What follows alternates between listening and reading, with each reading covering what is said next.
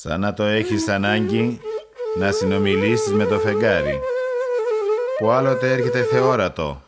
να σε συντροφεύσει με το κοπάδι σου, άλλοτε μισό,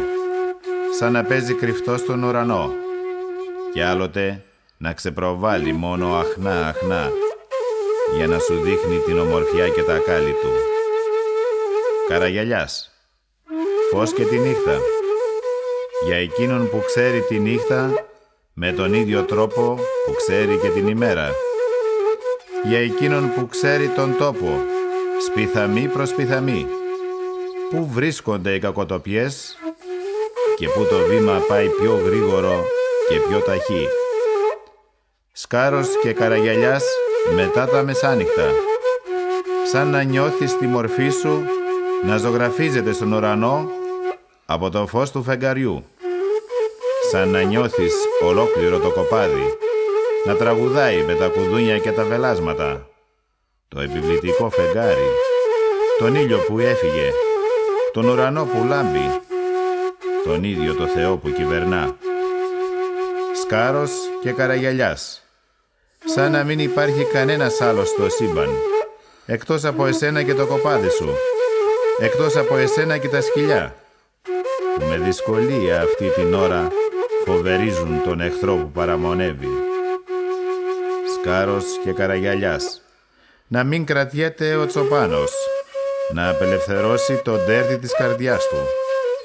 να θέλει να ζωγραφίσει και ο ίδιος στα χρώματα και τις ζωγραφιές της νύχτας, που μοιάζει σαν ημέρα και χαρά, να αρχινάει το τραγούδι του, σαν να το καρτερούν όλοι, σαν να μιλάει και να τραγουδάει για όλους, να βγάζει από βαθιά τον καημό και τον αναστεναγμό του και να σκίζει τη νύχτα, τα βουνά, το φεγγάρι, τον ουρανό, να ανακουφίζεται, να καταπραίνεται η ψυχή του, να γαληνεύει, να μερώνει και πάλι να θεριεύει για να συνεχίσει τον αγώνα και τη ζωή, και να έρχονται στα αυτιά σου οι ήχοι της φλογέρας,